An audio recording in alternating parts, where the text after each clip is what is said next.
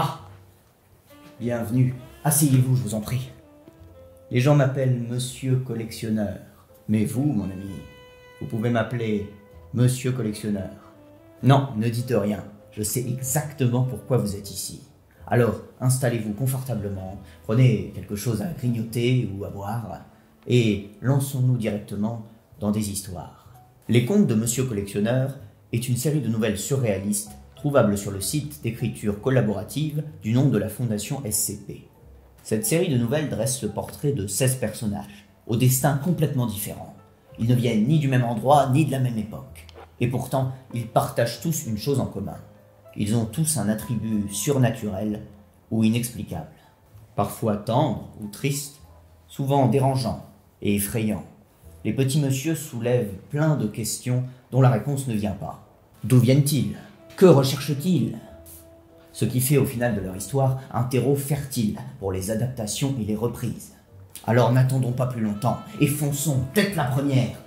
Enfin, peut-être pas. Dans la première de nos histoires, Monsieur sans tête.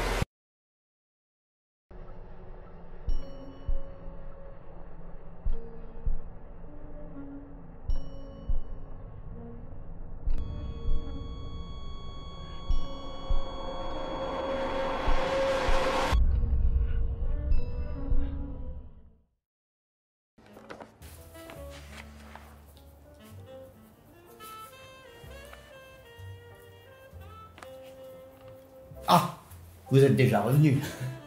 Parfait. Laissez-moi ajouter un peu de contexte à tout ça. L'animation que vous venez de voir était un produit très direct de la nouvelle de base, Monsieur sans tête, écrite en 2011 par Anaxagoras.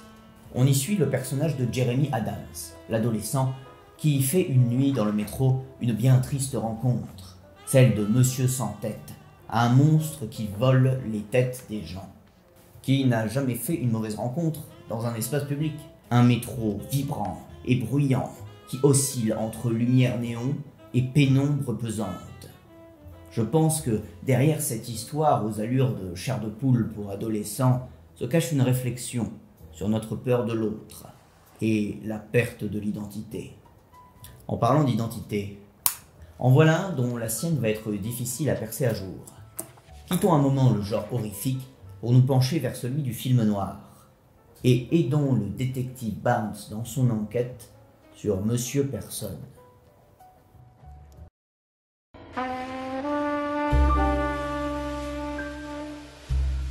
Bonjour Los Angeles, où le soleil brille toute l'année. Parlons dès à présent de notre nouveau sujet phare, qui suscite le mystère chez tous les habitants, Monsieur Personne. L'individu ou le groupe qui se fait appeler Monsieur Personne collaborerait en secret avec les gouvernements et les puissances mondiales depuis des décennies. Quel mystère passionnant. Comment se fait-il que personne n'ait réussi à percer un jour son identité? Quelles sont ses motivations? Le gouvernement a chargé le détective Arthur Barnes de résoudre cette affaire depuis plusieurs mois, et pourtant, personne n'a reçu de ses nouvelles. Un reportage de Nicolas Schloppenberg et Arthur Kasparov. À vous les studios.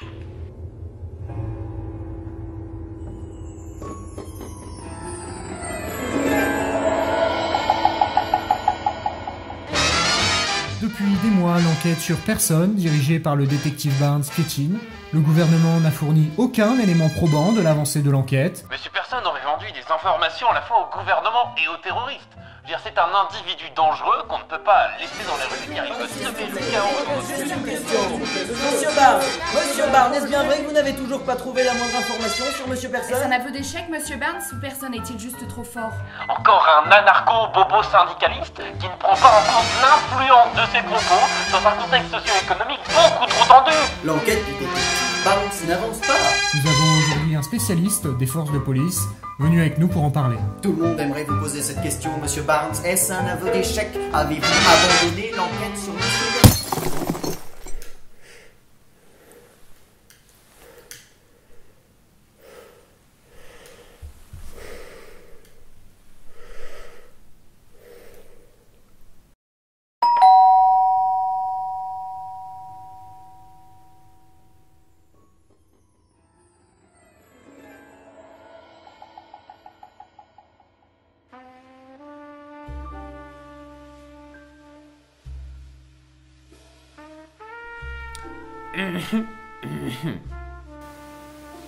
Vous êtes qui? Vous savez très bien qui je suis, Arthur. Je suis personne. Pourquoi vous venez me casser les couilles maintenant? Vous voyez, Monsieur Barnes, j'en sais beaucoup sur vous. Je connais votre obsession pour moi et pour mes projets. J'ai bien plus d'informations sur vous et vos services secrets que vous n'en avez dans tous vos fichiers combinés. Et je suis venu vous dire d'arrêter de perdre votre temps. Mon identité restera cachée sous toutes ces couches de mensonges. Mais moi, je ne suis plus tout à fait sûr de la vérité. Les motivations, elles sont encore plus ridicules. Connerie! Et donne-moi ton putain de nom! Lâchez-moi! Lâchez-moi, nom de Dieu! J'avais découvert la véritable identité de Monsieur Personne. J'avais plus dans la main que le manteau vide, et les conséquences de cet événement furent vagues et le resteront. Au moins, j'avais réussi à répondre à la question que tout le monde se posait. Monsieur Personne était 3 enfants, l'un sur l'autre, dans un imperméable.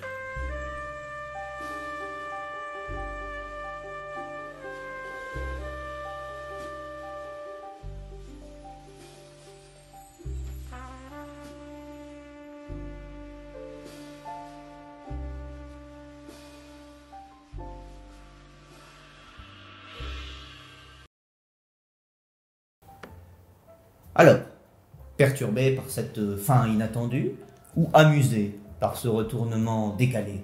Écrite en 2019 par G0765, Mr. Nobody nous raconte l'histoire du détective Arthur Barnes et ses péripéties pour découvrir l'identité de son ennemi Personne. Pourtant, la présence des médias ne se retrouve pas du tout dans l'œuvre originale, puisque tout s'y déroule de manière confidentielle. Il était intéressant, je pense, d'ajouter là-dedans une petite réflexion sur nos méthodes d'information modernes. Si vous êtes perplexe devant cette fin, néanmoins, sachez qu'elle est tout aussi étrange dans l'œuvre originale. Mais n'est-ce pas finalement le jeu que de briser les codes comme ça? Vous l'aurez remarqué, les acteurs live pris au fond vert, ainsi que les décors travaillés à partir de photos, étaient de rigueur pour montrer cet univers sombre et réaliste dans lequel nous nous trouvions, contrebalancé par l'apparence étrange et absurde de Monsieur Personne. Mais il est temps, je pense, de quitter les courses-poursuites dans le métro et les enquêtes fantasques pour nous pencher sur des sujets plus sombres et plus dramatiques. Voici la légende oubliée de Monsieur Gris. Il existe une légende assez peu répandue qui évoque, il me semble, un étrange inconnu.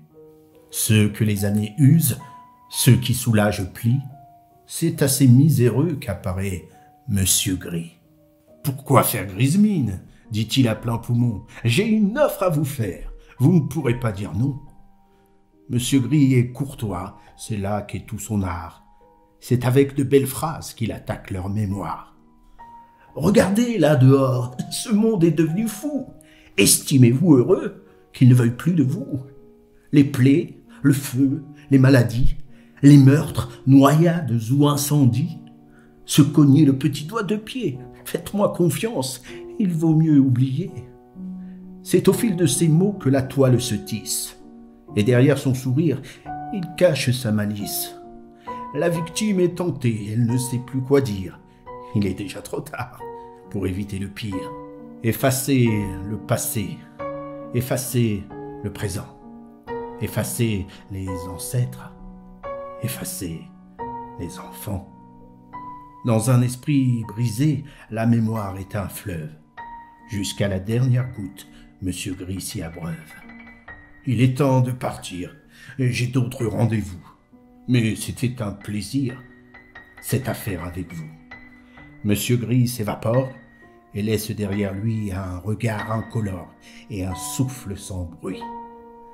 C'est une légende absurde, mais je crois qu'elle traduit notre pauvre existence et la peur de l'oubli. Si vous avez aimé cette histoire insolite, je vous laisse au cas où ma carte de visite.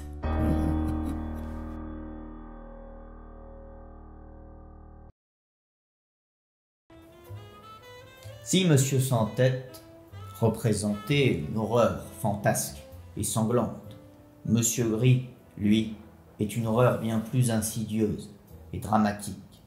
Vous l'aurez compris, Monsieur Gris est une analogie des méfaits du temps et de la maladie d'Alzheimer. C'est l'animation la plus largement inspirée de l'œuvre originale, puisque la nouvelle Introduction aux antimémétiques, écrite en 2019 par QNTM, raconte l'histoire d'un jeune scientifique embauché récemment dans une nouvelle société qui doit faire des recherches sur une créature qui finira par le mener à sa perte, Monsieur Gris, une créature venue de nulle part qui dévore les souvenirs de ses victimes. Pourtant, dans l'œuvre originale, après quelques courses-poursuites et réflexions fumeuses, le héros réussit à battre, en tout cas momentanément, le personnage de Monsieur Gris. Vous l'aurez vu, il n'y a que le personnage de Monsieur Gris qui a été gardé, et bien sûr son attribut sympathique, pour raconter une histoire bien plus large, dont l'allure de fable ou de conte ne fait qu'appuyer le malaise de ce qu'il représente vraiment. Non mais je vous vois là, caché sous vos couvertures, livide et effrayé par toutes ces histoires de fantômes et de monstres. Mais ne vous en faites pas, respirez un grand coup, j'ai ce qu'il vous faut. Car notre dernière histoire a un ton bien plus léger. Peut-être un peu trop léger. Voici Monsieur Maladroit.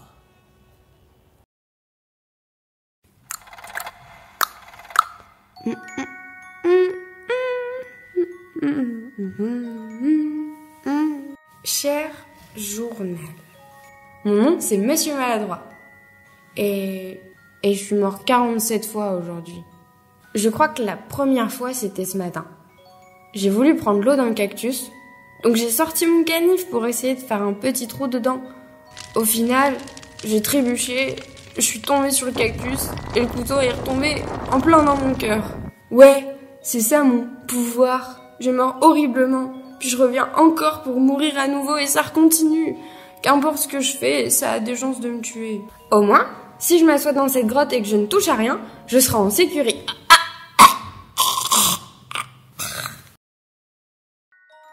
Désolée, crise cardiaque.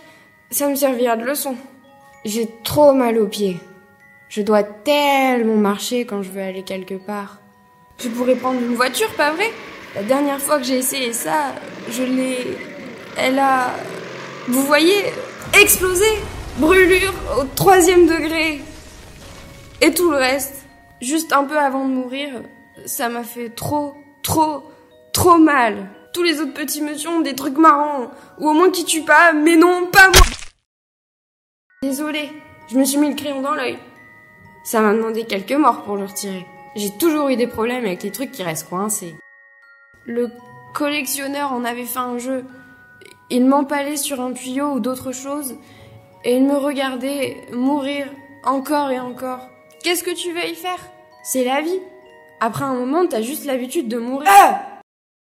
Une brique vient de me tomber sur la tête. Je suis sûre que cette brique n'était même pas là quand j'ai trouvé cette grotte. Tu vois, ça c'est pareil. Des fois, je vais aller près d'un chat et commencer à m'étouffer. Je suis pas allergique aux chats. Je le sais, j'ai vérifié avec un docteur et je suis morte 3 fois pour y aller.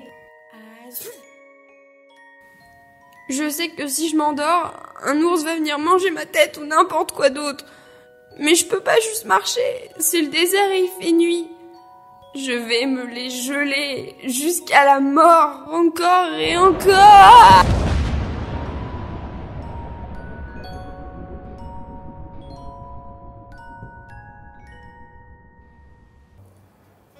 Écrit en 2011 par Tanoni, Mr. Clumsy, Monsieur Maladroit, nous permet de lire le journal de ce pauvre personnage, Monsieur Maladroit, qui erre dans le désert sans but en mourant inlassablement. Une complexité d'animation était à résoudre. Comment raconter l'histoire d'un personnage qui raconte lui-même son histoire? Il a fallu ajouter des interludes, où on voit le personnage écrire dans son journal en live, en plus des formes simples, des couleurs vives et de ce personnage au design qui attire la pitié. Tout ça pour contrebalancer l'horreur amusante de ces morts à effet domino. Chers invités, votre popcorn est vide, votre boisson est finie depuis un moment, et votre vessie commence à vous démanger. Non mais ne mentez pas, je le vois, vous vous remuez depuis tout à l'heure. C'est ici que nos chemins se séparent, mais c'était un plaisir d'être votre hôte. C'était Monsieur Collectionneur, et on se retrouve, je l'espère, très bientôt pour d'autres histoires.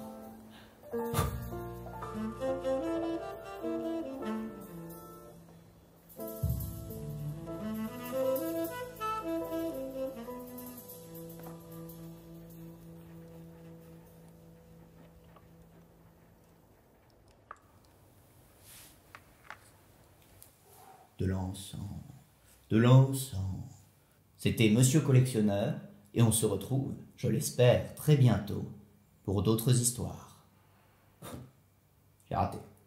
Alors là j'ai raté.